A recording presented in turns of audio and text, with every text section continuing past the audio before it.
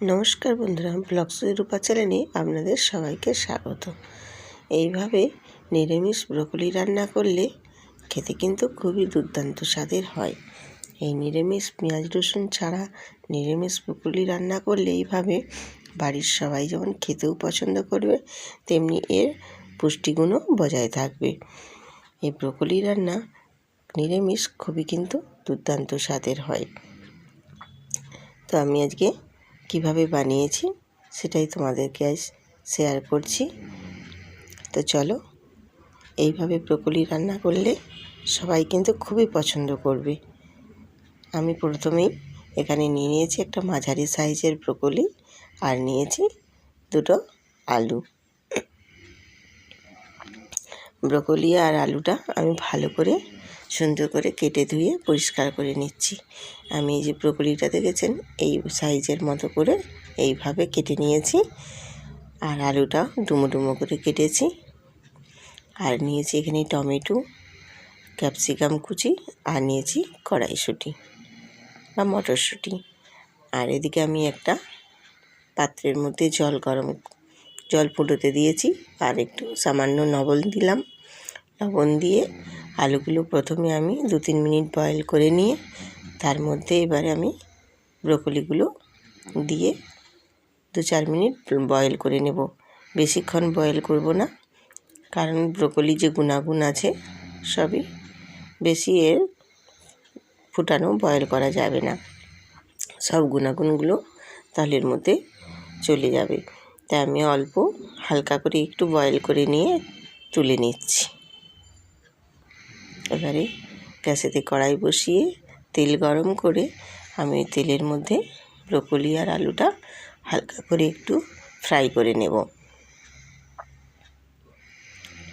বেশি ফ্রাই করা যাবে না, হালকা করে জাস্ট একটু নেড়ে চেড়ে ফ্রাই করে নেব।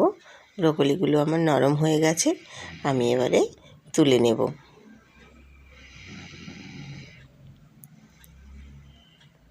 ব্রকলি আর আলুটা আমি তুলে নিয়ে ওই কড়াইয়ের মধ্যে আবার সামান্য একটু তেল দিয়ে কাঁচা লঙ্কা আর তেজপাতা আর 5 ফোড়ন দিয়ে একটু লাল লাল করে ভেজে নেব। ভেজে নিয়ে ওর মধ্যে দিয়ে দেব কুচি করে রাখা টমেটো আর স্বাদ মতো লবণ দিয়ে আমি টমেটোটা ভালো করে নেড়ে চেড়ে ভেজে নিয়ে ওর মধ্যে দিয়ে দেব 1/2 চামচ মতো আদা বাটা আর কাঁচা লঙ্কা বাটা দিয়ে ভালো করে নেড়ে চেড়ে কষিয়ে নেব। কষিয়ে নিয়ে ওর মধ্যে দিয়ে দেব কুচি করে রাখা ক্যাপসিকামগুলো দিয়ে আবার আমি একটু নেড়ে চেড়ে ভালো করে ভাজা ভাজা করে নেব। আমি কাঁচা লঙ্কা আর আদা বেটে রাখা যে মশলার জলটা ছিল সেই জলটা দিয়ে আবারও একটু নেড়ে চেড়ে মশলাটা ভাজা ভাজা করে নিচ্ছি। মশলাটা ভাজা ভাজা হয়ে গেছে, এবার ওর মধ্যে আমি গুঁড়ো মশলাটা অ্যাড করে দেব। হলুদ গুঁড়ো, কাশ্মীরি লঙ্কার গুঁড়ো আর জিরে গুঁড়ো দিয়ে ভালো করে আবার আমি নেড়ে চেড়ে কষিয়ে নেব। যেহেতু আমি এখানে গুঁড়ো মশলাটা অ্যাড করেছি, তার জন্য আমি কী করব, এখানে একটু সামান্য পরিমাণে জল দিয়ে আবার আমি মশলাটা ভালো করে কষিয়ে নেব। মশলাটা আমি নেড়ে চেড়ে ভালো করে কষিয়ে নিচ্ছি। কষিয়ে নিয়ে এর মধ্যে এবার দিয়ে দেব কড়াইশুঁটিটা দিয়েও আবার আমি ভালো করে নেড়ে চেড়ে কষিয়ে নেব।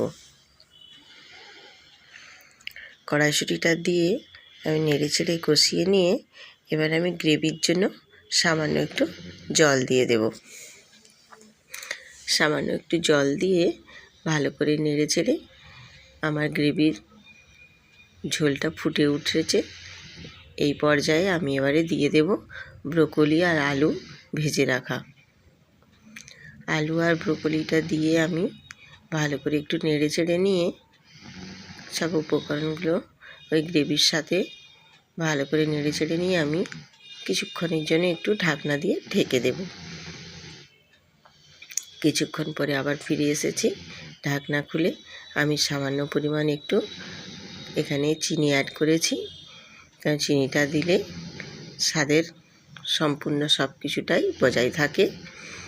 নেড়ে চেড়ে নিয়ে আমি এখানে দিয়ে দেব, একটু ফুটে উঠলেই ধনে পাতা কুচি দিয়ে একটু নেড়ে চেড়ে নিয়ে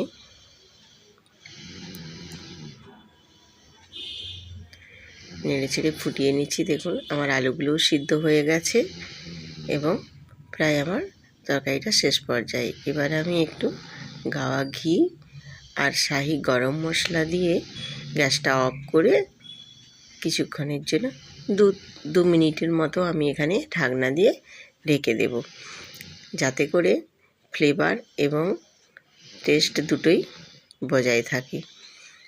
আমি একটু 2 মিনিটের মতো ঢাকনা দিয়ে ঢেকে দিয়ে দেখছেন কত সুন্দর হয়েছে।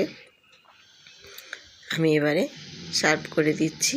দেখুন বন্ধুরা, নিরামিষ ব্রোকলিও যে এইভাবে এত সুন্দর রান্না করা যায় সেটাই আমি তোমাদের সাথে আজকে শেয়ার করছি। এবং আমিও এই ফার্স্ট টাইম প্রথম ব্রোকলি নিরামিষ রান্না করলাম। যদি আমার ভিডিওটা ভালো লেগে থাকে বন্ধুরা, লাইক, শেয়ার, কমেন্ট এবং ফুল ওয়াচ করে আমার পাশে থেকো।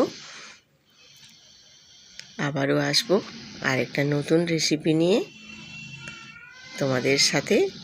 তোমরা এইভাবে আমার পাশে থেকো এবং আমার ভিডিওগুলো ফুল ওয়াচ করো বন্ধুরা। আমার ভিডিওগুলো যদি ভালো লেগে থাকে তাহলে প্লিজ একটা লাইক, শেয়ার, কমেন্ট করো। আজ এই পর্যন্ত।